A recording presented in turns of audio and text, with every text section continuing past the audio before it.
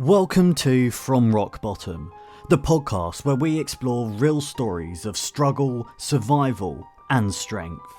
Each weekly episode features honest conversations with people who faced mental health battles, addiction, trauma, and life's darkest moments, and found a way to rise again.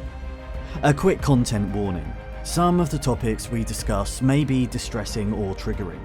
We talk openly about mental health, addiction, and other sensitive issues. Please listen with care, and if you need to, take a break or reach out for support. You're not alone, and this space is here to remind you of that. Boom, and we are on. Today I'm joined by Adi Harper, and he's going to share with us his remarkable story of negative childhood experiences, trauma, and how that followed him in later life, and how he flipped a negative into a positive to help others through his own experiences. Adi, how you doing? Yeah, good man. Thanks for having me. Cheers for coming, mate. I know it's a bit of a travel for you. Yeah, it's an hour and a half. About an hour and a half. Yeah, far enough. That's good. It's fine. Just like everyone, mate, I'd like to take you right back to the start. I know that's where it starts for you, your childhood. So take me back. So, I think, I said the other day, didn't I, about having everything, and I had everything. Me and my brother was brought up in a home where we had everything materialistically. We was going on 2 holidays a year, and we had everything that we wanted, we got. But for me, it was the emotional piece of the puzzle that I think I was missing. And yeah, that emotional piece of the puzzle I kind of carried into adulthood and to my new relationships. I was often kind of just looking at how can I please this person? Like, how can I get them to want me? Buying love. Gifts, do you know what I mean? And that's, if I'm honest, that's my love language now, is gift and gift giving and money and finances, do you know what I mean? That's how I kind of show my love, and it's something that I'm working on for sure. I think it's really important that we don't get that trap of just going, oh, you're upset with me, here, have this. Yeah. Have this. And people would take advantage of that as well. 100%, yeah, 100%. Yeah, which I'm sure you've experienced. Not necessarily in current relationships, but certainly. Yeah, in the past. Certainly in the past, yeah. Yeah. So when you said you get everything you ever asked for, so it's just like, I don't know, an example, like it's a Saturday, it's just like, on the new PlayStation, and I'm like, yeah. It wouldn't happen immediately. Yeah. Back in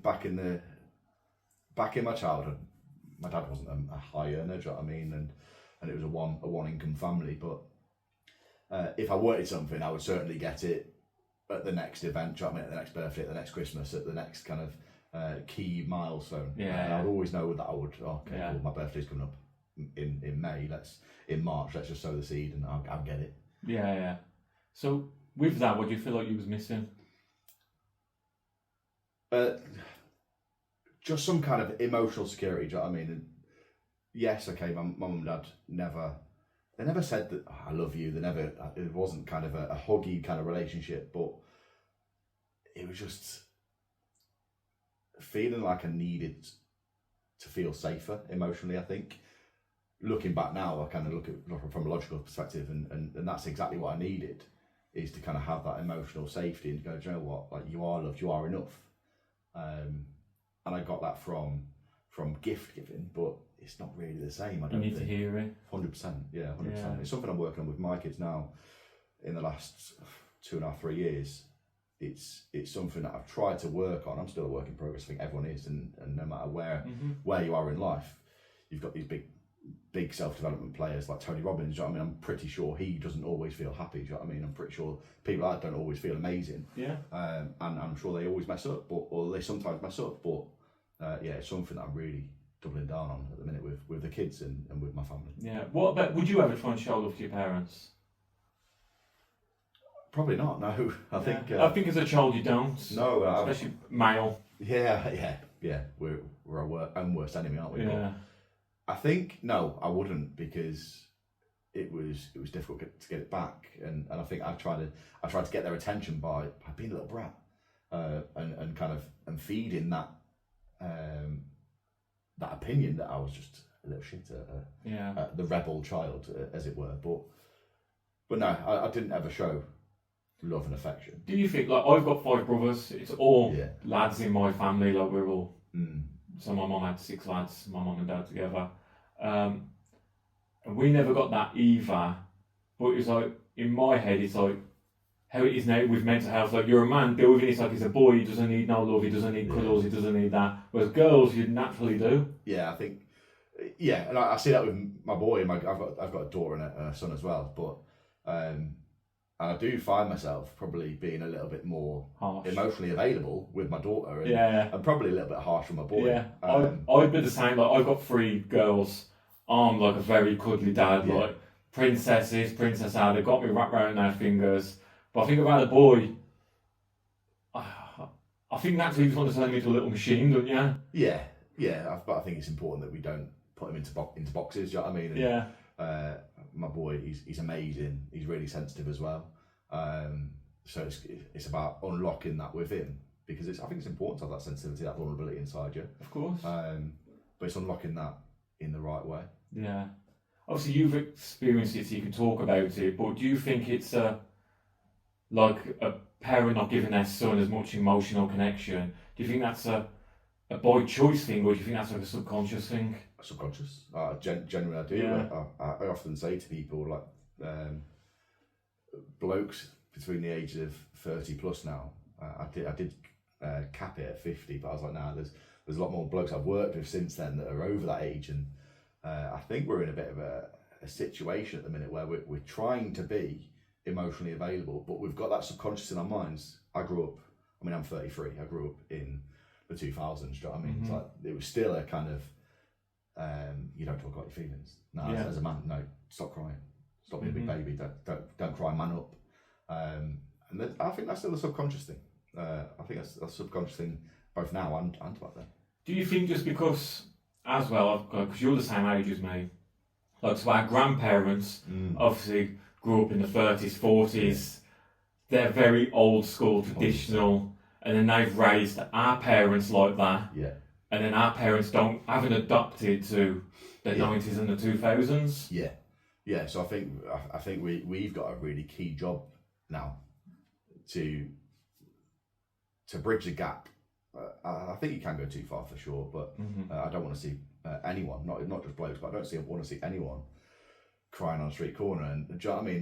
That's not what I want to see. It's about resilience, yes, but it's about owning them emotions. Going, well, I do bloody feel them sometimes. I'm probably one of the most emotional people out there. Do you know what I mean? Yeah. I do feel them emotions, and I need to let them out safely and healthily. And I think that's a challenge for us, right? In today's day and age, is that we have to bridge that gap. Yeah. And be the change, and be the people that are going to influence the next generation, and try and safely bridge that. Yeah.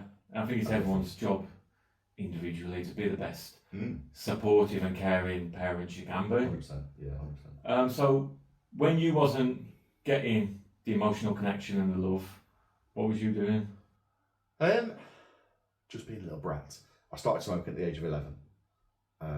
So I only actually quit about a year ago. Yeah, a year in October it was. So I smoked from the age of 11 to 32. How was discipline? It wasn't there. No discipline. Not Okay. a chance. Okay. It wasn't there. Like, I was smoking at the age of 11. I was going out at 13, 14. My dad used to have his alcohol cupboard, or that he never used to drink. He just used to store it and hoard it. I used to go in there, steal his Southern Comfort, top it up with water. Do you know what I mean? Thinking no one's ever going to notice. I'd be on the parks at 14 years old, just absolutely steaming. And I know that's probably normal for people our age, right? Yeah. But I think when you get to a point where you and I remember one night I had a bottle of Ouzo, full bottle to myself at 14, 15 years old. And the next day, I remember, got back home. I was in the middle of the road, on my back, just couldn't move. I got home, I just spewed up in my bed. I mean, and the next day I was on a building site because I was working at the time, quite young. That's where I got my discipline from. Is that particular boss there and going on the building site and earning a wage. Yeah. But yeah, I think that kind of, you look back and go, oh yeah, everyone's doing that. Everyone's going on the park with the crossbody bag full of warm Fosters, but it's a bit different, I think, looking back. I used to get a bottle of Frosty Jacks, neck it and spin at the same time. Yeah. I was the same with Lambrini. I was a Lambrini boy. Yeah, Lambrini. But I know what you mean, and do you think that's like, because like, we both got kids, and if my kids was doing that, I would walk the streets looking for them. Yeah. And again, do you think it's just that generational thing where it's like out of sight, out of mind? I think so. They'll be alright. Yeah, I think Especially so. being a lad. Yeah, it's something that scares me for, I think, our kids growing up and getting to them ages. Like my boy's 12, nearly 13, and my daughter's 10. So I know that my boy's coming to an age where I was already smoking at his age. You know what I mean? I look at him now, I think if he was smoking, I would not be a happy dad. Yeah. But they're coming to that age now where into that kind of realm where I started to go on a downhill. Puberty's coming. It's already came, do you know starts, what I mean? Yeah, and it's hard, but it's about educating them, I think, properly, showing them the way, showing them, and having open conversations and trying to have a conversation with them, showing that we're there still, which is what I don't think our generation really got. I can't speak for yourself, but I never got that. You can come speak to me about anything. Yeah. I got it in words. You know what I mean, you can speak about anything, AD. Yeah, of course I can. But the kind of the actions didn't match the words. Yeah, and as well, like it's hard. Like you said, like being a parent's fucking hard. Like, Yeah, it's spinning in my head. Like, because I've got kids, I'm dreading it, but it's like giving them like, you know, be careful, come talk to me about everything, but then also with the discipline, them being scared to come to you because you're going to discipline them. Because kids need discipline. It's a very fine line. I always say to mine, as long as you don't lie to me, I'll be happy. I'll be fine. Yeah. Tell me the truth. I'd rather you told me the truth and it'd be really bad than me realise that you've done something, me ask you about it and you lie. Yeah. Because I will come down here like a ton of bricks after that. Because I was compulsive liar. I used to be able to lie from my back teeth about anything because I was unstable and I was I didn't have that kind of. I knew I could pull the wool over their eyes, or so I thought. I think looking back now, when you see your kids lying, you're like, I bloody know you're lying, mate. But yeah, I think that's what I say to my kids. It's just don't lie to me. Tell me the truth and I'll sort it out for you, or we will sort it out together. Yeah. And we'll find a way. And often that way does have to be discipline. It does have to be a consequence, not a punishment. A consequence. There has to be consequence to the actions. Yeah, I agree. There has to be. Yeah. But it'll be far worse if you do lie. Yeah, I agree. Like discipline in schools as well. It's very hard. It's changed a lot. I've noticed. When we was in trouble in school, you used to make you stand up the wall. Yeah. You can't fucking move. Like legs would be killing you. Stand up the wall. Yeah. Whereas now there's nothing like that. In my kids' school, to do like a yellow card and a red card means nothing. All we do is as a parent, get a notification. Yeah. And like my kids will come home from school sometimes and they'll be like, so and so's hit me today. I was like, what did you do? They're like, nothing. I was like, did I get in trouble? I was like, I got a yellow card. I was like, what's that mean? Yeah. And like, I've always said to them, always said to my kids, and I ain't bothered anyone's opinion. I was like, if someone hits you, you hit them back harder. Yeah. I was like, just like, no, I'll get in trouble. I'll get a red card. I was like, if someone hits you and you defend yourself, like, I will buy you whatever you want. Yeah. And like, in my opinion, because you're learning to defend yourself. 100%. I do resonate with that. Last school year, my boy, he was involved in something similar. He had 3 or 4 lads around him, and he could escape. He could run off. Do you know what I mean? Like, I'm not going to say he couldn't, but they'd already They'd already had violence with him. Do you know what I mean? And they'd accused him of kicking someone, whether he did or not, I don't know. But they started coming on to him, and do you know what? I was so proud of him because he did fight back. Do you know what I mean? He did go for it and trying to assert a little bit of dominance, which I was proud of. And then I got a phone call from the school, and they turned around and says, "Yeah, so we're looking at having a conversation with them to suspend them." I said, "Why?" Oh well, it was a kind of a big group fight. I says, "There's one, my lad won on the others, and I will. I'm not the kind of dad who's my boy's perfect, but I will stick up for him where it needs to be done, right?" And I turned around and was like, no, there's 3 to 4 lads on one. Of course he's going to fight back. Well, he could have ran away.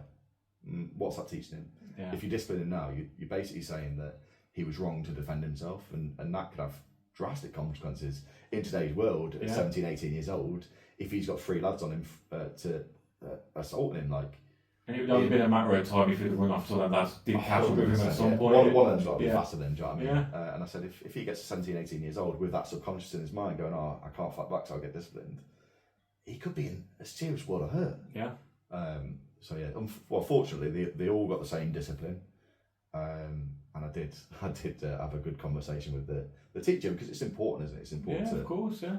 But yeah, I got told we don't condone any sort of violence in the school. Yeah, I agree, mate. Like, kids need to defend themselves. It's a human right to defend yourself. Yeah, exactly. It's a human right to defend yourself. I pulled out all my policing stuff as self-defence and human rights. Do you know what I mean? Yeah. But yeah, it's a different world, isn't it? Same as like my daughter, my eldest Hope. Yeah, she's 7. She's a chip off the old block. Yeah. She's nuts. She was arguing with some girl, 7-year-olds. Yeah. And she says, "I'll get my dad onto your dad." I was like, fair play. Who beats the dad for starters? But she went and obviously the other girl went and told the teacher, said, Hope says her dad's going to come and get my dad. And Hope got a red card. And like, I couldn't help but laugh. But like, and I said, "What happened?" She just told me. I was like, fair enough. It's the tweets. No, you ain't done anything wrong. You're just sticking up for yourself. Yeah. And if you need to bring me into it. I don't care. I'm your protector. Yeah. And we'll fight a dad if I have to. Yeah. Depends how big though. Yeah, depends on the size. But in your story, so your dad's had a medical emergency, we'll say. Yeah. Back in, I can't remember. I was about 9 or 10, mate. To be fair. Okay. And it was. He'd had a heart attack. Basically, he was at work at the time, and he was unhealthy. He was living an unhealthy lifestyle. He was always on the road, obviously grafting, trying to earn the money, trying to bring in the money for us. But he had a heart attack quite young. He was 39 at the time, so it's quite young, isn't it? Very young, yeah. And I remember crying in my bed because I was like, "Oh, what's going to happen? Is he gonna live? Is he gonna die?" And I just remember Mum going, "It's all your fucking fault. If you wasn't such a little bastard." And now looking back, do you know what I mean, and having done the healing, it's, of course it wasn't my fault. Of course it was because of his lifestyle and his workload, etc. But in that moment, I genuinely believe, and going through my own journey and therapy myself, like, that's the first moment where I was like, he was an anxious little boy. And I carried that, and kind of the patterns then that I was needing for people to know that I wasn't a little shit, I wasn't a little brat, and I was enough as I was. Do you know what I mean? All I wanted was that love and that connection, and I carried that. Obviously, when I look at individuals' experiences, I look at patterns. When was the first time you realised that you responded or reacted in this way? I think we react on emotions, don't we? But when we reacted, when was the first time that you remember? And we do it through timeline therapy. And right, so what was going through your mind? What was the next thing? Right, let's collapse it. Let's see where it goes. Mm-hmm. And now I'm like, well, that was it. That was the start. Before that, I didn't really have any issues. Do you know what I mean? I was a half decent footballer as a kid. It wasn't amazing, but I was a half decent footballer. I was always playing a year, 2 years above my age group, and I had all of that kind of. Everyone was like, "Oh, Adi's got potential," and then at that moment, I realised that I was carrying them behaviours, and whenever anything went wrong, a year later I was smoking. Do you know what I mean? 2 years later I was drinking. Yeah. And then it just kind of went on from there, and throughout my adulthood, I was always, whenever I came under duress or something that was going to test my resilience, like, I would turn to chain smoking. I'd sit there with a pack of 25s and just chain smoke them with alcohol, whatever that may be. And whenever I went through life, I realised that whenever I was getting anxious, getting sad, getting upset, or things were going wrong, then I would turn to drink, and that would be my kind of. I'd numb with alcohol. I don't ever think I had a problem as such. I wouldn't say I was ever an alcoholic. Just your comfort. It was a really good comfort, for me. Back then, how come you got the blame? Was there ever given a reason, but why have you specifically got the blame for the heart attack? I think it's. I think going through that situation and probably having my mum's back a bit is that she was probably scared as well, right? Like she was probably going, shit, I didn't expect my husband at 39 to have a heart attack. Like I've got 2 kids and a household. Like she wasn't working at the time. How the hell am I going to pay for it if something does go on? So obviously a lot was going through her mind, right? So I don't think she meant it personally. I just think it was she was stressed out herself. Her pressure cooker was going, and it was just a subconscious maybe. I was a little brat. I was. Yeah, but in that moment you was as scared as she was, wasn't it? For sure, but I don't think anyone really trains you in them situations. Until you're in that situation, you don't really know. Yeah, of course, respond. So yeah, I think that was probably my turning point where I was like, well, I need to get people's love. I need to get people's attention. I need to get people's validation, because deep down, I knew that I wasn't a little shit. I knew that it wasn't my fault, but as trying to reason as a 9-10-year-old, it's not easy, is it? Yeah. So that turning point for you, that you need to get love, you need to get validation, but you did turn into half a little shit. Yeah. Was that to prove people's points? Probably. Yeah. It was. It probably. I'll prove you right then. I'll be that little shit if you want me to be. I'll do it. And or was it so you get something? Do you know what I mean? Who knows? Who knows? Maybe it was to get that attention that I needed. Trying to fuck up as much as I wanted to, just so that someone would go, "Oh, Adi, it's all right, let's sort you out." But no one did, and that decision to sort me out in adulthood, that was with me. Yeah. And going through relationships, my missus always used to say, throughout my 20s, like, do you not think you need some kind of professional help? Nah, why would I want that? Until it was my decision. I need to make that decision for me. But when you're 9, 10, 11, how do you carry that, knowing you've given your dad a heart attack? It's difficult, right? I think it is difficult, but he was fine in the end, and I think the experience was very short-lived. I probably kicked out at my mum. I probably had that kind of subconscious, I'll show you it wasn't my fucking fault, and rebellious side towards my mum, for sure. But it's hard to carry it. Once my dad came out of hospital, and it was obvious that it was because he was probably smoking 40 a day, and he had a really, really unhealthy diet, and he put on a lot of weight. It was obvious when I had that as a 10-year-old or however old, that no, actually it was because I need to sort my diet out and stop smoking. But I think subconsciously I was like, well, I know it's not my fault, but I'm gonna show you now. Yeah. And I did. I was a little shit. Because I'd imagine, like, living with that, you'd be on eggshells. Like, I can't even do it. I'm in bed and he's had an heart attack. Like, what do I need to do for him not to have an heart attack? Nah, I think I didn't really think like that as a kid. I was just like, Joe, I'll bloody show you, and I'll do what I want to do, and push forward from there. I did. I was just a little, not that much of a little shit, but I was a little shit. Do you know what I mean? It wasn't like I was bringing police to the door or anything like that. I never did that. But I would always just do things that I knew would piss them off, and I call it banter, but it was purely to piss them off. Yeah. So how long did this go on for? Just you fucking about, the backwards and forwards with your parents. Probably until about 2.5 years ago. but no. So I started. It was always a way. Like, so, I was just a little shit, and I knew that I'd have to grow up one day. And I thought going in the military, going in the army would certainly make me grow up. And you know what? It's the best decision I made. How old was you? 19. Okay. So I spent the age of 18, 19 going out on the piss 5 nights a week. Every single night I was getting payday loans out. Do you know what I mean? Just to go out on the piss. Yeah. So I remember getting a Wonga loan every Tuesday, Thursday night. Do you know what I mean? And repaying it with the previous one, just so I can go out to a club called Ritzy in Lincoln, just so I could get on the beers and have a good time. But every single night it was a Wonga night out, and I got into a bit of money troubles, and my dad, to be fair to him, bailed me out a few times financially. It wasn't until probably 5 years ago that I actually sorted my finances out and got to grips with money anyway. Because it would come in and I'd spend it, that'd be it done. And I'd be like, oh shit, it's the 8th of the month, do you know what I mean? I've got nothing left for the next 22 days, 23 days, but now that's sorted out now.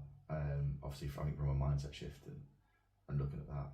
That was you 18, 19 before you went to the army, like you still ain't getting the love, like. What was at this point when you're a young teenager, and it's make or break, especially in first relationship, because that always breaks every man. Like, what's your outlook on that though? Well, I'd already had a couple of relationships that had gone south. Do you know what I mean? And I got with my current missus at 18 years old. Okay. And she got pregnant early on and had an abortion very early on. I think it was together like 3 weeks, sorry.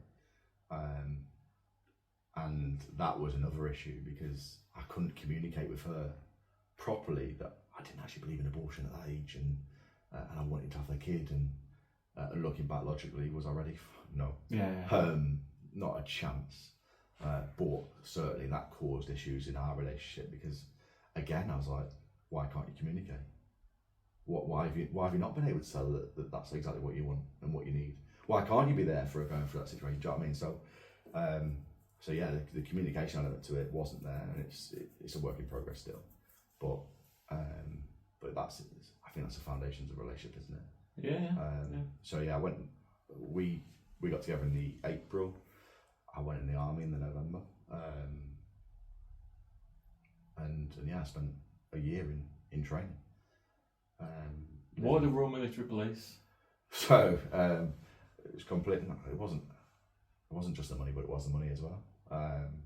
So I originally went to join the engineers. So I had engineers, intelligence corps, and then military police as my first, second, and third choices. I ended up coming 13 out of 14 for the next intake of the engineers, and there's about 2 months left. And there was like, well, if one person beats your score, then you'll be on the next intake, which is next year. I was like, I don't want to wait till next year. I can't really wait till next year. I just want to get in and get started. If you join the intelligence corps, you're going to have to go to Chicksands and do a selection process. That's a 2-day selection process. I can't be bothered with that. But we can give you a date right now for the military police, like sold, done. And you'll get Lance Corporal straight away. You'll get 24 grand a year as a 19, 20-year-old. As soon as you pass out of their phase 2 training, like, do you know what, I'm sold. You're more likely to go to Germany as well and spend a couple of years in Germany. So I was like, well, do you know what? Actually, at 20 years old, I could be earning 27 grand a year, which if we look at it, 14 years ago, that's a lot of money. Yeah, good Decent money. money. Yeah. I think my dad was only on about 32 grand a year at the time, do you know what I mean? Yeah. So I was like, well, I'm 5 grand short of what he's earning. Like, I can't be that bad. And you're saving it in the army, aren't you, in reality? Yeah. So that's the reason why I went to the military police, and do you know what? It's probably the best decision I made. I managed to get time with the intelligence corps, spent 4 years. How was you with the discipline in the army? I didn't like it. I didn't like it at first because I was so used to doing my own thing. Yeah, no discipline. But it was what I needed. So I got back squadded at week 8. I failed an exercise. But I think because I've been coasting through life, I was like, actually, I want to be alright. It's only phase 1 training. I'll pass out anyone, wouldn't they? But I was coasting through and I got back squadded at week 8. And it was like, well, you'll only wait a couple more weeks. There's another troop behind you. You'll only be in holding for a couple of weeks. And then about 10 weeks later, I was still in holding. My mum didn't ever want me to go in the army. And my dad was like, no, go on, it'd be good for you. But at week 8, I was like, I'm fucking leaving. I'm not having this. I'm not getting back squadded. I'm not going to another troop. I'm not going with new people. If I can't pass out with them, I'm not passing out at all. I don't want to do it. I'll go get my old job back at Tesco and just live my life from there. Yeah. And my mum said, you are not coming out. Says, you are not coming back. I'm not having you back. And my dad was like, maybe. And my dad softened up at that point. It was when Afghan was going on and stuff like that. So I think he was kind of forward thinking, but I don't want him to go there. I don't want him to do that. But I stayed in, and do you know what? Credit to my mum. Best decision that she did. She showed tough love there, and yeah, the rest is history. And I managed to do 12, nearly 13 years in the army. So where was your first base? Germany. So I was in Gütersloh. I spent 2 years there. So I got there at back end of 2012. I got warned off for Afghan January 2013. But then my boy was born in January 2013 as well. So there was scheduling the PDT and pre-deployment training. I had a lot of leave to take as well as paternity leave. So I came back to the UK to my missus have my boy because she'd been through the UK hospitals and stuff. I had 7 weeks off in the end. And they said, don't worry, you can go. You'll still be able to go. You won't miss any of the PDT. Turns out I got back and I'd missed most of the PDT. So obviously I wasn't going to Afghan then. So yeah, I did 2 years in Germany. And then back in 2014, start 2015, I went down to Wiltshire, and that's where I kind of spent 8 years down in Wiltshire area. How was you within yourself at these times with your Shit. Yeah. I used to pull 17-hour days at work. We was on 12-hour shifts, but I would always find a reason why I had to stay behind, or a job would come in, or it'd be miraculously reported half hour before the shift is done. So I had to stay on and complete that initial Why actions. I just had my boy, and at that point I should have been all in for my boy and relationship and being there for Jess, but there was just something I didn't know how to be. I didn't know how to be a dad, and I was struggling with that kind of aspect of it, and it was like a new challenge then. Like I wasn't comfortable in myself, and was I going to be a good dad? And obviously I wasn't at the time because I was going away. I wasn't even there. So I was doing a 17-hour day and then a 7-hour back home to then go back in. So I'd always like kind of, whenever there was a challenge in my life that I couldn't deal with, I would go to work and I'd do avoid it, yeah, because if I avoid it, then it's not real, is it? So and I loved it. I loved policing. I loved the job. So it's really important that I immerse myself in there, and I use the excuse, oh no, it's because I'm new. I want to make a good impression. I want to learn the job because then it'll be easier later on. But it was easier later on from a job perspective. Like of course, I could turn up and do the job without thinking about it. But when that job finished, when I took my beret off and my uniform off, when I got home, like I was a different person. I was masked.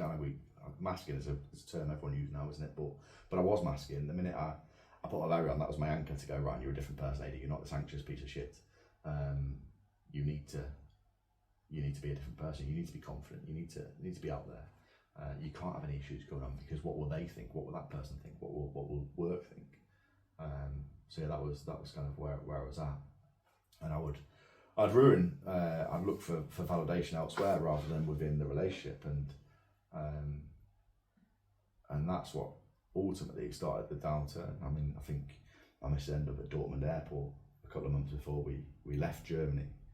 I got him from work, like, where was she? She shouldn't drive. Where's she gone? But she got to Dortmund airport and she's on her way home.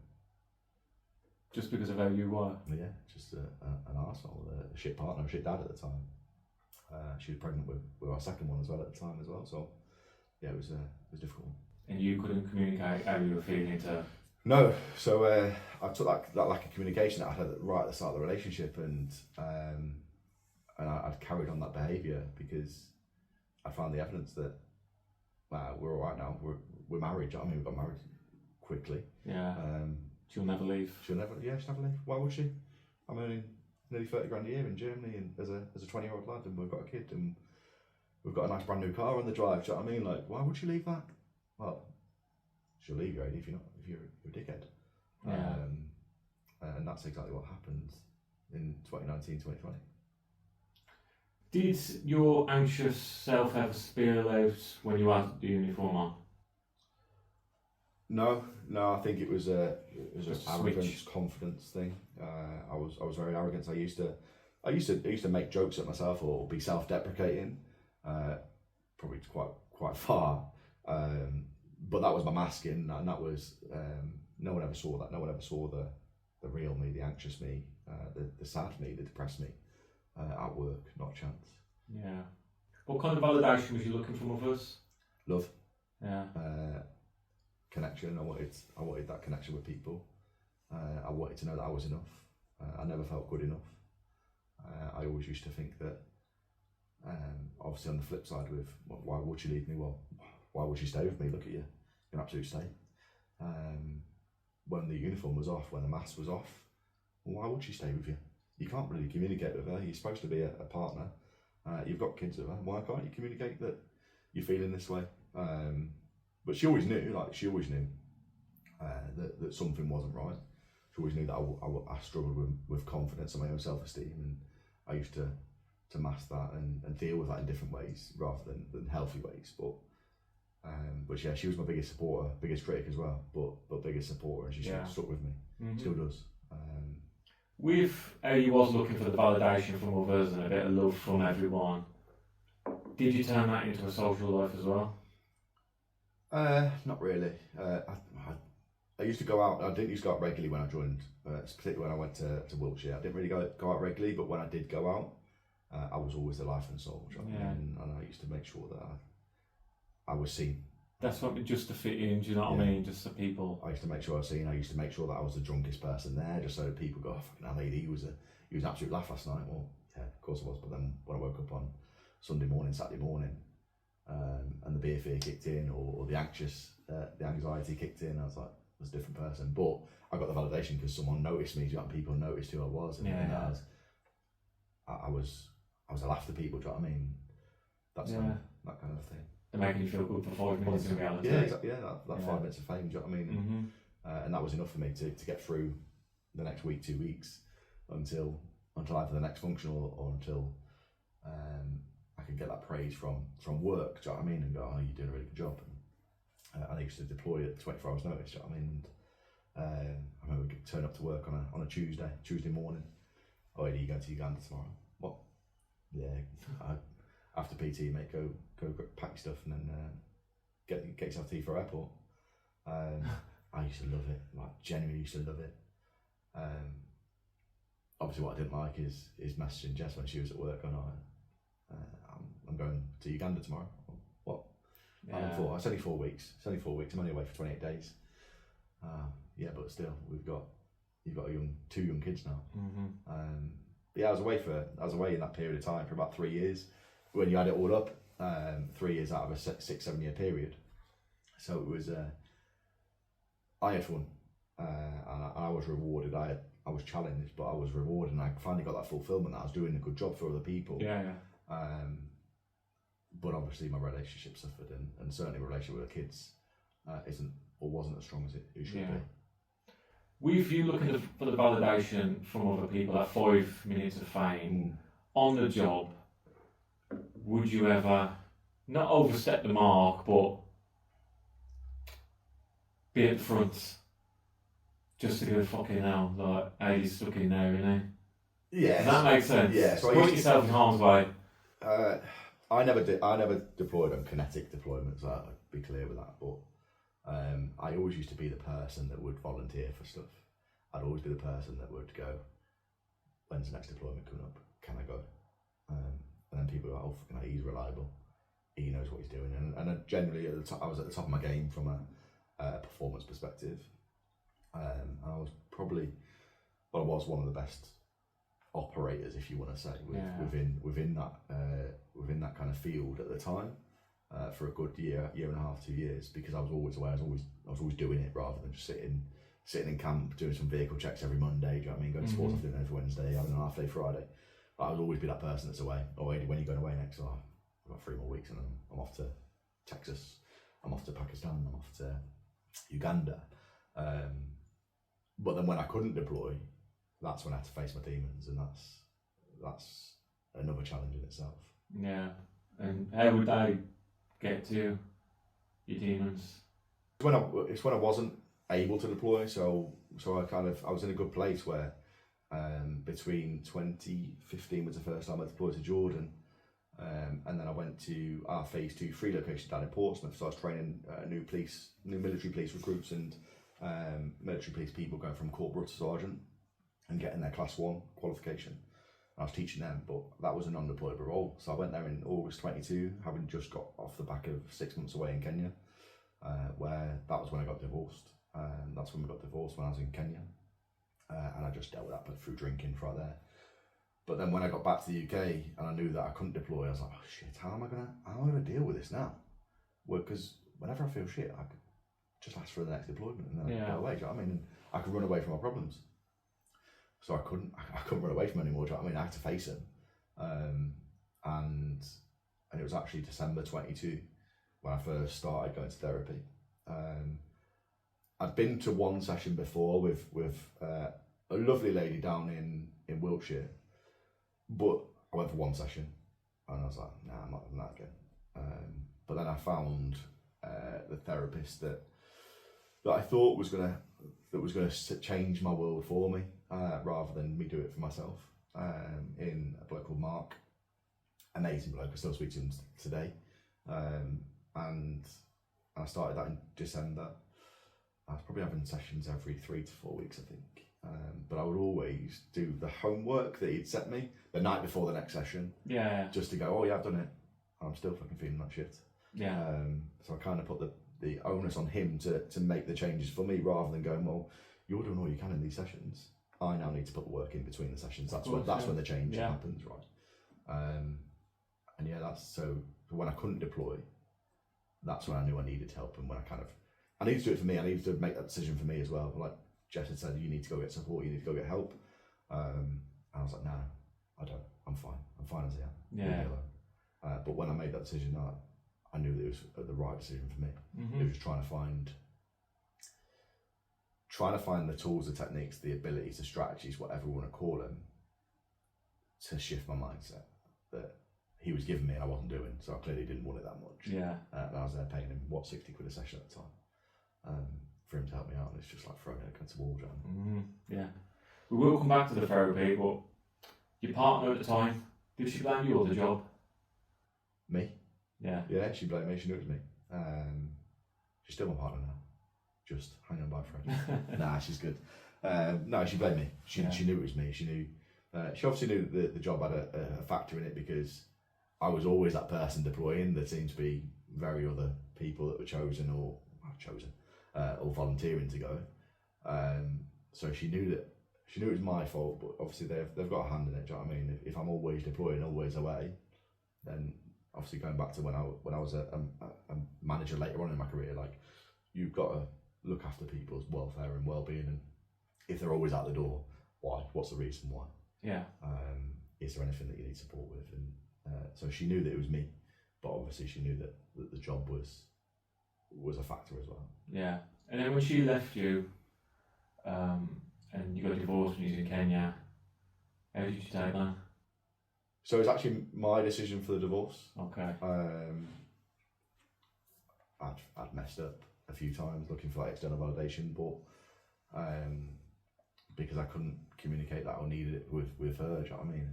I just turned to alcohol, and I was just always drinking in Cyprus. And then I come back from Cyprus, and we went through relationship counselling between Cyprus and Kosovo. So I got back from Cyprus, and it was like, it was done, then it wasn't. And then we was going through relationship counselling. Then I deployed again 5 months later, and I come back, and I deployed again to Poland. Do you know what I mean? It's just yeah. You could never get traction. No, 100%. But that was my decision as well. It was my decision to go away. Yeah. Because I didn't want to face it. I didn't want to face the truth of having to go through that process myself, and probably admit that I was in the wrong. It was me. Yeah. I should have done things differently. I should have changed how I approached that relationship, or how I approached situations, and not messed up and not been the dick. Did you know at the time it was you? I tried to make out it wasn't me. I tried to come up with justification and reasons why it wasn't. I tried to push the blame on other people. But I think deep down, 100%, I knew I needed help somewhere, but I didn't want to admit it. Living in that, or being in that kind of role as a sergeant at the time, do you know what I mean? I was doing really well. I didn't want to have to admit that I was struggling and I needed help, and I needed. It was my fault. Whereas I just push the blame on her and go, yeah, it's all your fault. You've not done this. You've not done that. You've not done the other. But yeah, difficult times. I thought I knew it was me. I just didn't want to admit it. Did you ever tell her about your childhood? She at the time? Nah. She didn't know that. And looking back at it, it's a little thing, right? it's not a logical thing that would. If someone said that to me now, do you know what I mean? I'm like, of course I haven't done that. But yeah, no, we never spoke about that necessarily. She knew that I got everything I wanted. She knew that if I wanted something, I'd get it. Yeah. By hook or by crook, I'd get it. But no, she didn't know. The emotional connection. No, I didn't know. No. Yeah. I think she probably realised it. She spent a lot of time around my parents in that period of time. So she probably realised that I didn't have that. The emotional, the hugs, do you know what I mean? The I love yous and stuff like that. But yeah, no, I think she probably put two and two together and understood or knew what was going on. But again, she might have just thought you was okay with that. Yeah, no, That's not bothering you, yeah. Because I wasn't a huggy person, Yeah. do you know what I mean? I wasn't that kind of person that would just randomly out of the blue say I love you or hugs, do you know what I mean? So yeah, maybe she just thought it was just me. Yeah. So further down the line, you seeked help. Yeah. Why made you choose that route? I think because I knew that I needed to be the person that I wanted to be deep down for my partner, for my kids, and I'd clearly not been able to do that myself, and I'd clearly just been going, well, I'll deploy, I'll go away again until I couldn't. So I was like, I need some external help now, and I had that one session back in 2021. I was like, right, it helped a bit, but I was like, I need to find the right person, someone that gets it, someone that understands me as an individual, and I've decided to go with Mark. And I remember sitting on his couch and he was talking about his story and how he got to where he was, and I remember welling up because I was like, fucking hell, like, this is going to be me soon. This is going to, if I don't sort myself out, this is going to be me. So yeah, I was going through therapy with Mark for a good 7-8 months, and but I was still messing up. I was still doing the same things. I wasn't putting in the work in between the sessions, and I was blaming him for it. Even up until about 18 months ago, I blamed him for it. Until I started doing this work myself, and I was like, no, okay, I get it. Did you open up fully to him? I don't think fully. Not at first. I didn't really want to speak about stuff. There'd be some times that we'd be talking, and I didn't really feel like he got it. Do you know what I mean? At some points, I was like, you're not getting it, or am I not being clear? Yeah. But I knew that he's an amazing therapist. He's a really good therapist. But I knew that he was the same age as my parents, and maybe he'd gone through them same challenges with his son. And I was like, is he? And I remember being in one session thinking, is he a bit biased towards their side? Do you know what I mean? Whereas I'm paying you to fucking try and sort me out, and of course he wasn't. But yeah, it got to June 23, and I just signed off. I just put my notes in to leave the army. For what reason? I knew that I had to. I had to either do my full 24 in my head. I had to either do my full 24 years, full contract, or leave then, because it was about the 12-year point. And I looked at my life, I was like, I can't imagine doing this for 12 more years. I was at a good place, good job, and at our phase 2, 3. And I was like, well, do you know what? If you leave now, you've come full circle from where you started, and you're now training people. Yeah. This is a really good place for you to leave. So yeah, as I was saying before we started recording, I got an offer for the prison service, and I was like, well, that's going to pay my wage, that's going to pay my mortgage, it's going to pay my bills. So I've got that security there. So I said, you know what? I can pay my bills when I leave, that's enough. I'll leave now. We just bought a house as well, and that was one of the factors that I said, once I buy my house, that's when I'll think about leaving. And yeah, it got to June, and I was messing up still looking for that external validation from other people, going through therapy, going, why the fuck is it not working? Clearly I'm just fucked. I'm clearly not able to do this fucking human thing. So I remember being on my own one Saturday. Started drinking vodka oranges at 9 o'clock in the morning, which obviously is a really good idea when you're a 31-year-old bloke with 2 kids and trying to be the role model. They all went out, so me and Jess had just split up again, and then they all went out, and I just thought, I was back at the shops about 2 or 3 times for more alcohol, more fags. Do you know what I mean? I was sat there listening to sad songs, thinking, well, what's the fucking point? I had a new setup. I was ready to go. But I also think back, looking back now, like if I was ready to go, you would have done it, Adi. Like you had the time. You was alone for 6 hours. But it was all set up, and I remember sitting on the edge of my bed with a pint in my hand, going, "What's the fucking point?" And then the ring doorbell went off. And I was back. Jess and the kids were back. And in that moment, I've never felt so ashamed.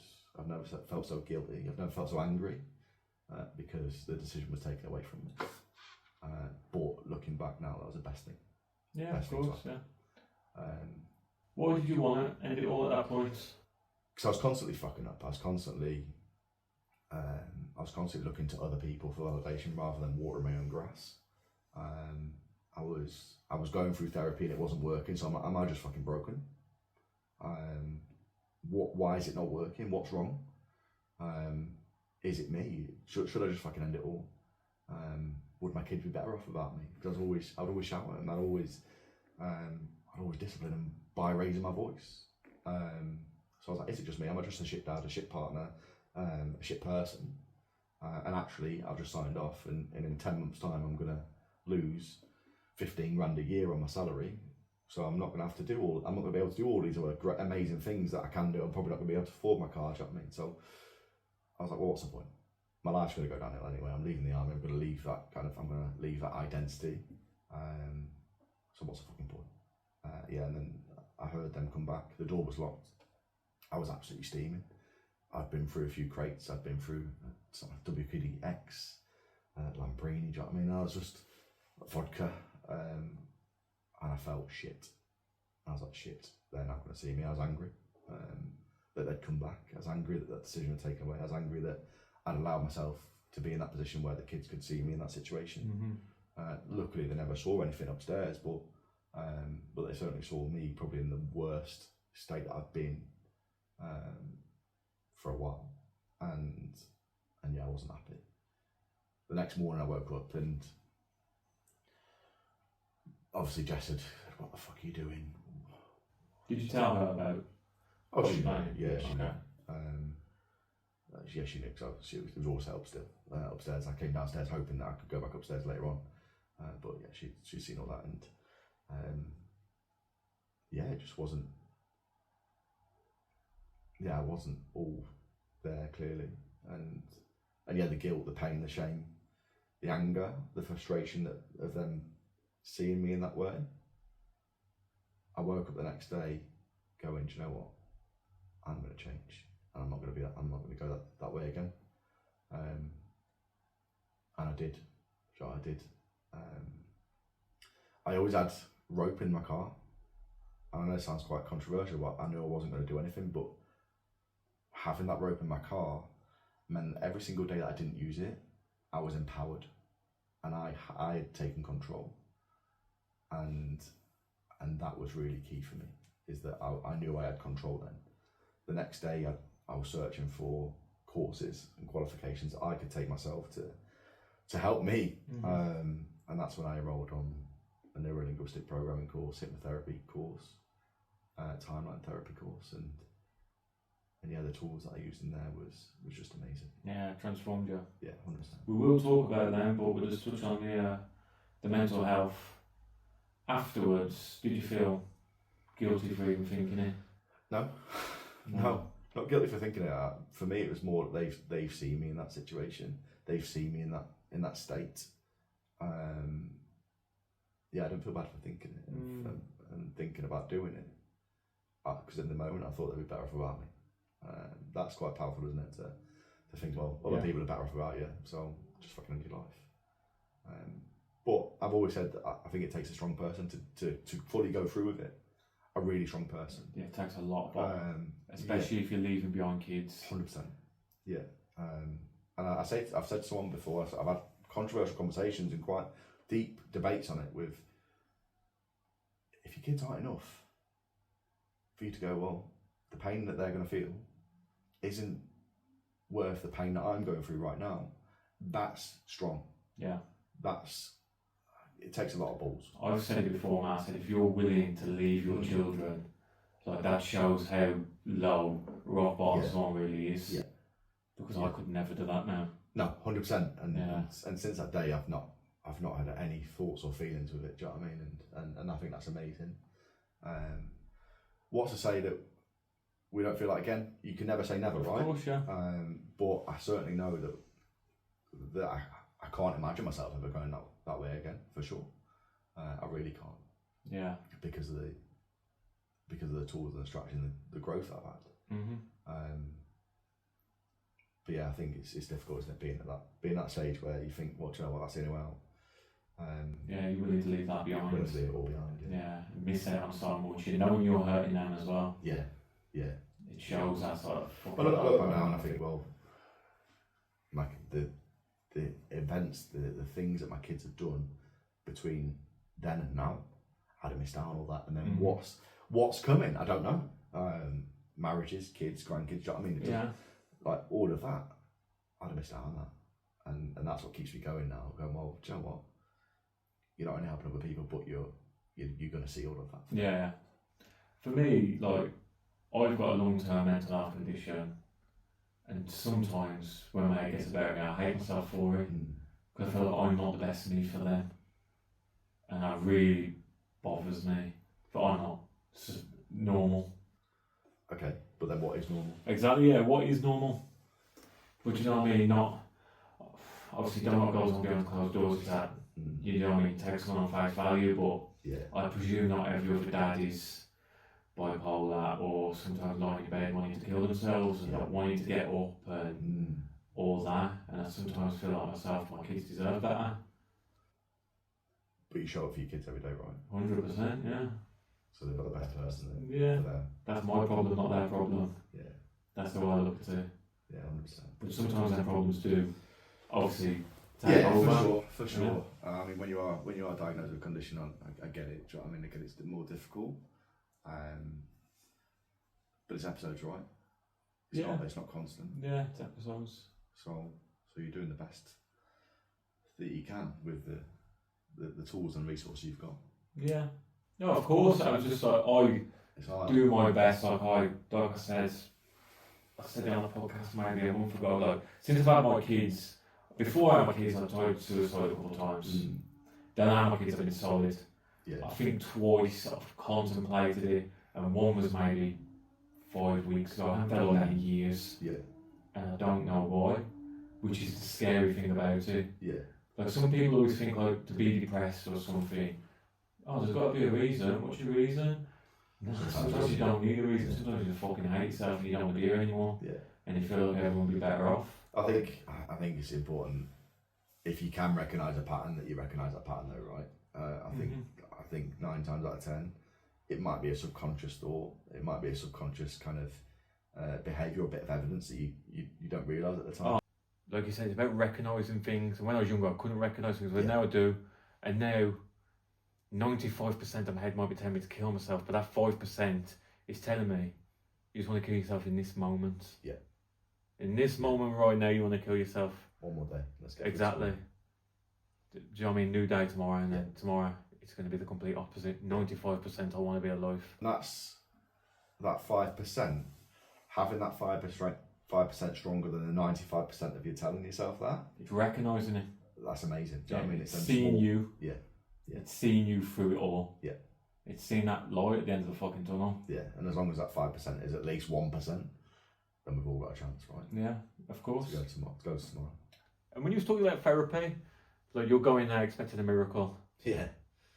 The thing with it is, from my learned experiences, is you need to want it as well. It's not just about wanting it, like, oh, I want this more than anything, but hey, fucking, do you know what I mean? It's like, I want to have a 6-pack more than anything, but it's not just about going to the gym and doing crunches, it's about the diet outside of the gym. Yeah. And that's the same with your mental health and therapy. Massively. And I say this with my clients, you're paying me for you to do more work. I've got quite a few qualifications now, but I'll do all I can within that construct, and you can bet that I'll be with you between 600 hours and 2200 hours every single day if you want me. However, if you don't put in the work, this isn't going to work. Mm-hmm. And I hold them to account every single day if they need it. Right, have you done this exercise? Have you done this? Have you done that? Have you had that conversation? Have you looked after the basics? If they haven't done that, then it's a new day tomorrow. We need to start again. Yeah. But yeah, it's a graft. It's hard. Yeah. And people often think, oh, I'm going to go see AD because he's going to sort me out. Well, yeah, I can certainly help you, and I hold your hand, and I walk you through that process. But if you don't do the work, then it ain't going to work. Just like my story, I didn't do the work, so it didn't bloody work. Yeah. Of course it hasn't. And knowing what I know now, I would go back and do things completely differently, and I would actually do what I was asked to do. Yeah. But yeah, it's hard, and it's not easy, especially as men, to open up and to be vulnerable, and to be asked to do the basic things like sleep properly, and just look after the basics. Once you look after the basics, you'll start to make them changes and start to see the changes. Yeah, of course. Like I said, like looking after your mind, for me, it comes in tune with looking after your body as well. Your diet and everything, it all they're connected in. That's my opinion on what I found out from experiences. And like I said, you can go gym once a week, you can go therapy once a week, but that's not your saviour. What you do It's for everything outside of it. Yeah. For your good body, you got to eat nice, you got to get your proteins in, and same for your head. You need headspace, you need a clear mind, walks. Do you know what I mean? Walks, journaling, do you know what I mean? Anything. And often people, some of my clients, one of them recently said, I don't want to do that journaling. Don't do it. If it's not good for you, don't bloody do it. Let's look at a different way that we can do it. Yeah. But yeah, whatever works, do you know what I mean? There's so much out there, so much. But you have to put in the work, for sure. Yeah. Did you ever go down a GP route or not? No, never. So I've not got any mental health on my record with a GP. How come you didn't go down that route? Stigma. Yeah. I know in the military, Oh yeah. it was all shared, do you know what I mean? And if I was struggling with my headspace, I didn't want to talk to them. I only spoke out once about how I was thinking, how I was feeling, and I won't say it got turned back on me, but it was a case of, well, it could have been worse, Adi, because I nearly got divorced last year and I was going to lose £500,000. Great, that doesn't help me, mate. Yeah. That's your problem. We're talking about my problem. Yeah, exactly. So yeah, I didn't go down the route there because I knew that every month it was going to be shared with HQ and with my line manager, etc. And I didn't want anyone to know. Yeah. So I went through private straight away, and I always used private until I decided that I wanted to tell people what I was doing. And I did. I did tell one or two people at work, and it was really supportive. Do you know what I mean? They were really supportive with that. But no, I never went through the GP route. I still haven't. Do you know what I mean? I still wouldn't. I don't think I still would, if I'm honest with you. Yeah. Because I know that I can get the support elsewhere without going down there. I've probably got a bit of stigma towards medication. I say to people all the time, I'd rather deal with it through professional support rather than putting things in my body. But I understand that actually that could be a short-term benefit, right? Some people do just need that 2-week time out. Yeah. Get short-term treatment for 100%. And I was actually challenged on not a recent course, last year, a course I delivered, where I said, listen, I've got a stigma towards medication, and they said, right, so you wouldn't do it? No. But what if your kids needed it? If your kids needed it in order to temporarily relieve their symptoms so they could get that professional support, would you allow them to get it? Well, yeah, 100% I would. Of course I would. So then why is it a bad thing? And through someone else reframing it back to me, then it's important that I've changed my mindset with that. Yeah. But for me personally, no, I never did. I don't think I would do in the future. But I know the options there. For me, so I started going GP when I was 13. And like I said, people know, listen, like I'm bipolar. GPs didn't know this. When I was 13, growing up, you know, how many years we did and all that. Go GP, what's wrong? I'm just depressed, I'm low, why? Yeah. I just am. You're a bit young to be depressed, ain't you, son? If you say so, I don't know, I'm 13. Well, here's 2 weeks worth of medication, fuck off. Yeah. No checkup call, no follow-up call. I went through this for years. But at one point as well, I got for a challenge for me. I'm given like a month's medication. I'm going to make myself feel better before I finish the medication. Yeah. Just little things I was doing for just Yeah, to help me get challenge through things, yeah. But It turns out being bipolar, which I wasn't diagnosed until later life when I was 24, normal antidepressants actually make me worse. Okay. So that was interesting, obviously. Yeah. Yeah, I'll be taking antidepressants and wanting to kill myself even more. Yeah. It's like completely. I was taking depressants. Yeah. Yeah. So, it's got to be the right things, hasn't it? It's got to be the right ones, and it's obviously a fear for people to get to the root cause of things. But I know GPs get paid a fair amount of money, but they're under the same pressures, aren't they? Of course. To make them decisions. And some people have got underlying issues such as yourself, childhood traumas and everything, and talking is going to help you. Just numbing it with medication is not going to help. No. Yeah. But you will have people today struggling because of the cost of living, which nothing can be done about, or they might just be feeling low. And a little 2-week medication course could be the difference. And in that 2 weeks, times change, things change, feelings change. Yeah. Do you know what I mean? Yeah. Just like how we say, get better like tomorrow, it's 1% better every day. Yeah, it's a long term thing. I think I think everyone's got some kind of trauma, whether it be what would be termed as significant trauma or not. I mean, everyone's got something. Yeah. I still actively pursue self development stuff. I think it's important that if I'm offering this service, that I'm taking it as well, and obviously coming across people every single day that have got their own traumas. If people think I don't take on some of that, then they're mistaken. Yeah. But no, I think medication wise, you need to be careful. I think what people take, but if you need it, bloody take it. Of course, yeah.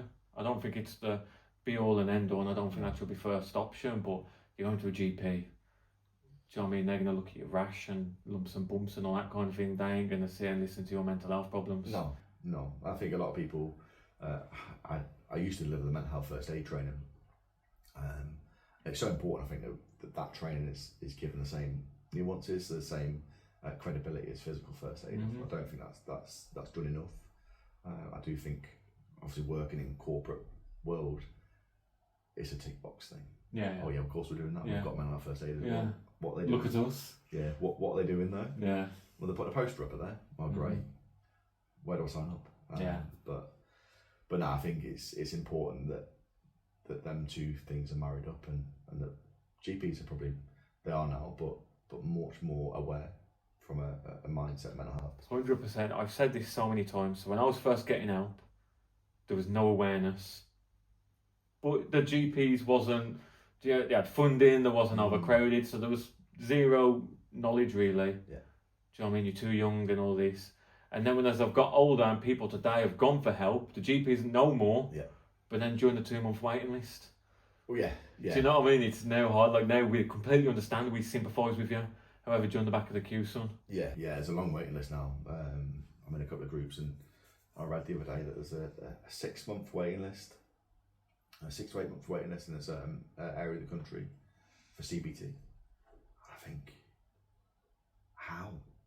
Why is that not available within a fortnight? Do you know what I mean? Yeah.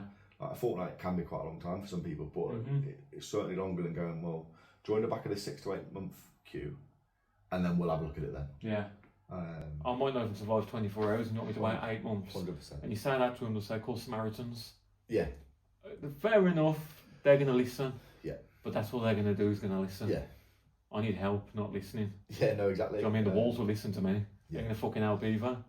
Yeah, I think people like Samaritans, Mind, there's various others out there, but they do an amazing job, right? They do an amazing job, and it's great that they're there. But in that moment, I think you need more. I do think you need a bit more. Because they can't advise or anything. You've just had to listen. If you're in a crisis, call 999. Yeah, that's your signpost. An ambulance is going to come and they're going to say, we can't really help you. We'll take you to hospital and have a sit down. Yeah. Nice cup of tea. But in reality, we're just going to discharge you. You might see the crisis team. Yeah. Crisis team will say, book in with your GP. Yeah. And you're back on square one. Yeah, 100%. That's a factory. That's happened. All there's a fear, isn't there, about being sectioned and being put into a mental health hospital. Which is another challenge for people as well. Sometimes people need that, but sometimes that could be a bit of I don't want to go there. I just want to talk to someone. I want that help. I want that immediate support. I think like that, the mental health hospitals, the nut on, as people call it. Yeah. I've been there. That's where I have to go. That's why I don't see GPs. That's where I have to go. That's where my people are based from. And that shit is scary. Yeah. Like sometimes I'm walking out of there, I'm thinking, hope nobody doesn't see me, like, Yeah, because I'm going to look proper nuts walking out of here. 100%. It's difficult, isn't it? Yeah. Why do you think your normal, everyday men ain't talking? I think there's still a stigma with speaking and talking. However, I will caveat that with there's so many more men speaking now than ever. Of course, yeah. There are. When I decided to kind of niche down into men and seeing men, I thought genuinely at the time, there's no other person doing this. And actually, if I put myself out there as that person, there's so many people doing it. It's just about where you're looking. But actually, I do believe on the flip side, there is a lot of people that are using the system to their own benefits. And yes, I do believe there's some kind of underlying issues there as well. But if people that are getting the support aren't needing it, over and above people like yourself or others, do you know what I mean, that need it, and myself back in the day that need that support right then, I think there's a stigma in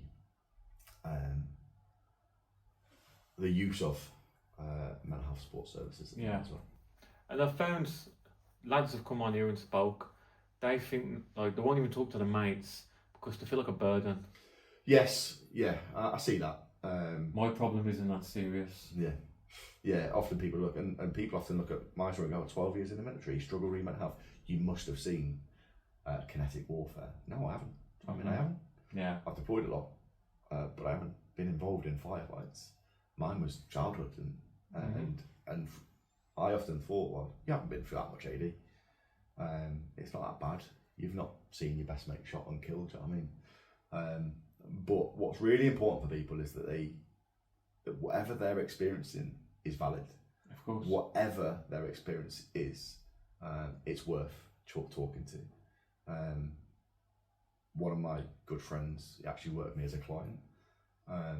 He was there for me back in 2021, 22. And he was 100% there for me. I remember him taking me to the Wiltshire hills and just letting me speak. And he always said to me, like, I didn't want to. I know what you do now, but I didn't want to be a burden to you. I offered him a free session. I offered him a free session with me last year. And he didn't take me through it, and then he went and paid me. Do you know what I mean? This year for support. So, but yeah, I don't think people don't need to be a burden. People aren't a burden, and genuinely, if they're your real friends, they'll understand. They'll be that listening ear. They'll be that person that can signpost you, or that will just listen. I'd rather sit with one of my boys and have him crying to me for an hour, and we might have a nice steak and a laugh. Yeah. Rather than me sobbing my fucking eyes at his funeral. 100%.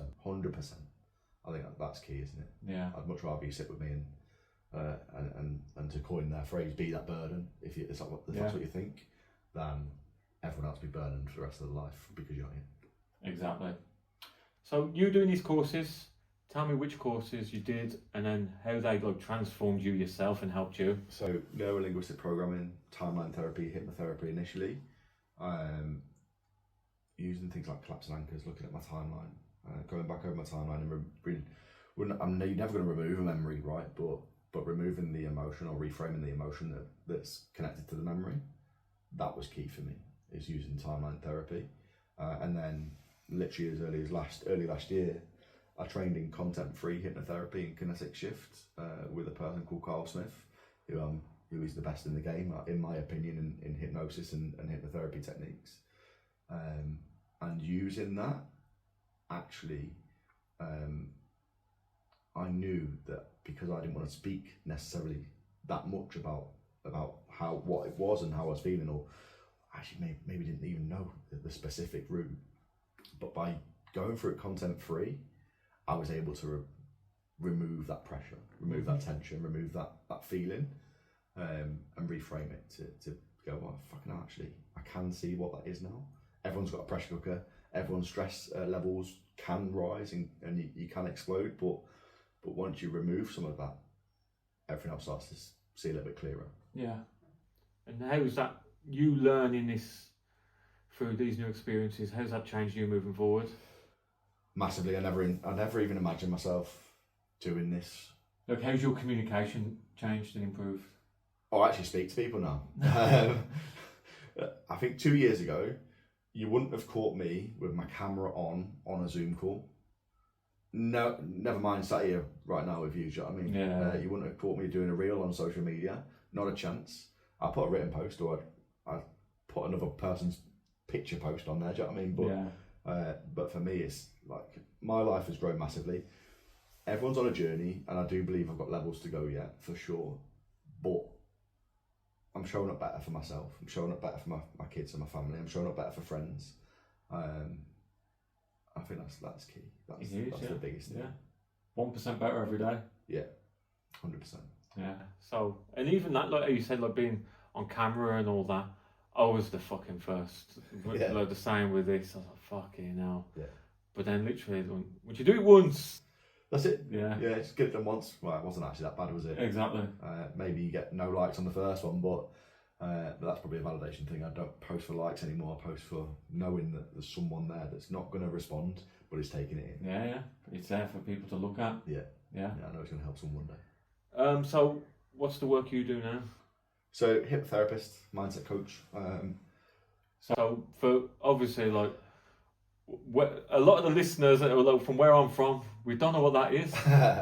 So, you need to dumb it down for us. I work with men who are struggling with their mindset, struggling to get from one day to the next, or they know they're meant for more, and I help remove the negative emotions associated with their past, their experiences. How do you do that? To navigate through, using content-free hypnotherapy, using mindset coaching techniques, NLP, and collapsing anchors, and changing the way that we think and feel about our past. And I do that through hypnotherapy, but a lot of between session work is kind of where I make my money. Yeah. Because I do get them to really strip back to the bare bones and look at their lives from bottom to the top. Is that where a lot of it is, like looking back at situations, removing the emotion, changing perspective? It's just changing perspective. Yeah. One thing I do not like doing is taking someone back to a specific traumatic event. Okay. Because often that's not the one. When we look at people with anxiety, it's not the actual anxiety, that's a symptom of what they're actually thinking and experiencing in the past. And if someone, for example, if someone has been to a war zone, if someone has seen kinetic work, if someone's been a police officer that's dealt with a lot of suicides or a lot of significant serious road traffic collision, if you say that one of them traumatic memories has caused that event, well, which bloody one is it? Yeah. So using content free is really key, because we can kind of open the imagination up, and we just remove, and we get that person to let go of any negative feelings, images, thoughts, emotions, or sensations that they've been holding on to, and whatever comes up, comes up. Okay. It sounds interesting, to be fair. Like, I'm into it, you sold it to me. Yeah. But no, I think it's important that we go through that content free. Yes, I do work majority of my time with men.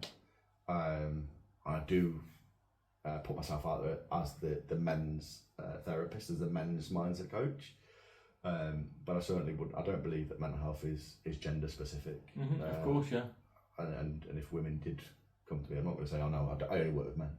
But I do believe that it's important to have men's backs. Yeah, like women's mental health's just important. Obviously, women are talking more, but more women attempt suicide than men. Men are just more successful. Yeah, because I've had some conversations around this. I actually believe that women they try it and they go, I didn't like that. Yeah. Whereas blokes go, fuck it. I've said I've got to do it, I've got to do it now. Yeah, got to stick by my word. Yeah. Or they do it and they go, shit, it's too late. Yeah. And I wouldn't like to think about what goes through men's minds when they know that they're going to die. Yeah. And they think, shit, I've made a mistake. I think that's the issue. Yeah, it's a scary place. Yeah. So now, day to day, when you have a little struggle, how do you get through it? I take 5.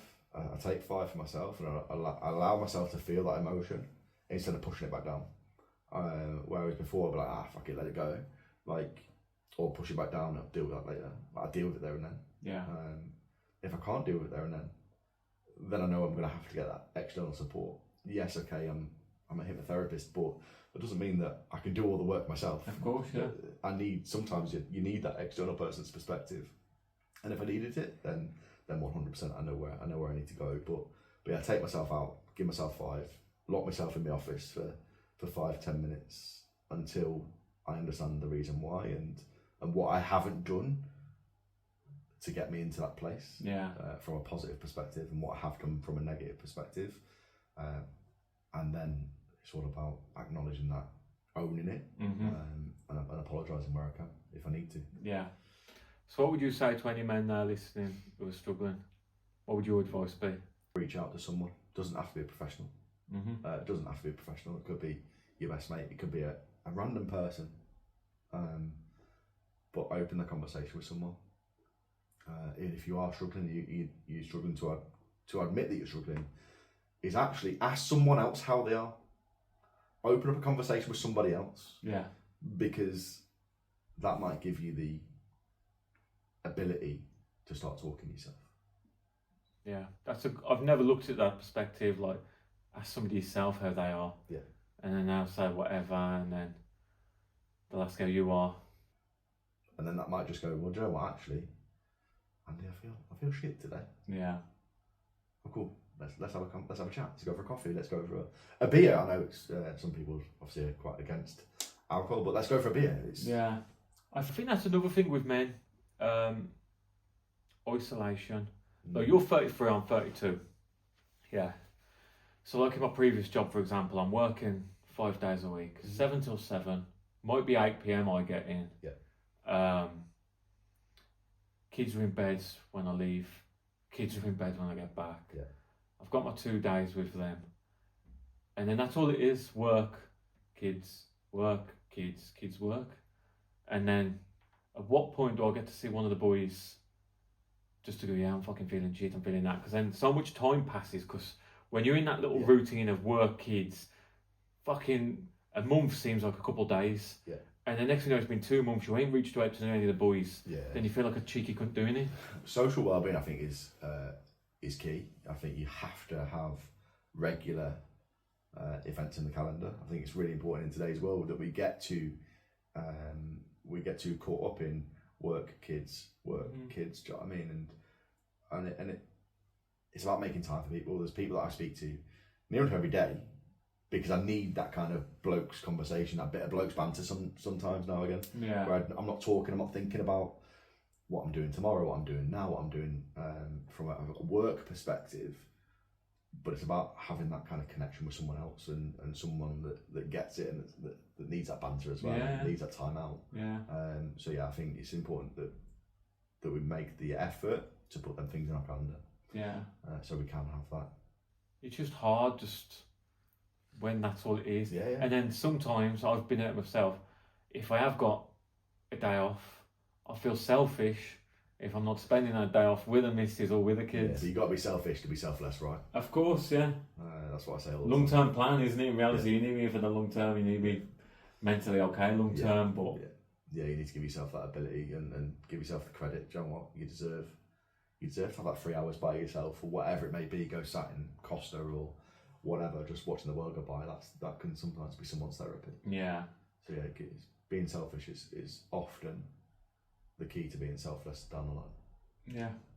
What do you think the government could or should do to help more? Like I said, they're underfunded at the minute. Then you've got groups popping up like Andy's Man's Club, The Breath of Life, Men's Walking and Talking, all volunteer led. Yeah. And they're doing more than the actual government. They are. I think funding's always going to be an issue. But we're not. A lot of the times, it's the physical stuff that are put ahead of the mental stuff, and the physical conditions maybe put on in front of mental. Now, I'm not saying that's right or wrong, but if we put an equal perspective on both, I actually think a lot of the physical ailments and concerns and conditions would reduce. Yeah. If you look at liver problems, heart problems, potentially, people don't often drink to excess or take drugs or eat to excess with obesity, etc., if they're 100% okay in the head. So actually, if we put a bit of focus onto the mental health aspect of it and spent a bit of money on it, then actually some of the physical conditions may subside as well. Mate, I've said the exact same. You got your drug addict. He's shoplifting. He's doing this. He's doing that. Maybe look at why he's taking them drugs. Yeah. Deal with them issues. The drugs will stop. The shoplifting will stop. Yeah. And then his health's going to improve as well.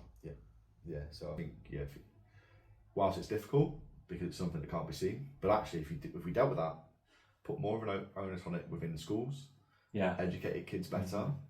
And yes, all right, I get it. The curriculum is not what it should be, I don't believe, right now. But if we educated kids better on their mind, their health, I think it's a long-term plan, but over the next 30, 40, 50 years potentially, once them changes have come through and are ingrained into kids now, we'd have a healthier place, a healthier country, a much more mentally healthier, physically healthier country and kids. Yeah, I think it definitely needs to be in schools, like they're teaching you algebra, stuff like that. Yeah. Pissing about on Bunsen burners, stuff you're never going to do after school. Things that we went through, right? Yeah, do you know what I mean? Whereas in fact, if they did a couple hours a week, talking about mental health, talking about it's actually okay, having speakers in saying like it's actually okay to speak. People like boxers and people through lived experiences like, fuck it, he's a scary cunt and he's study a crying.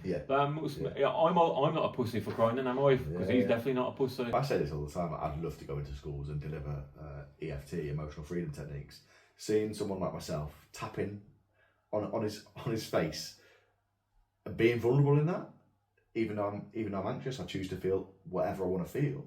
If I'm doing that in front of 7, 8, 9, 10-year-old boys, they're only going to go, well, actually, if that scruffy cunt can do that, of course I can. Yeah. Of course I can. Mm-hmm. So yeah, I think if we put more onus on kids as well, I think it will change things in the long term in the future. Yeah. Teach kids stuff what's actually going to help them. Yeah, for sure. In their personal life, do you know what I mean? And their well-being. Yeah.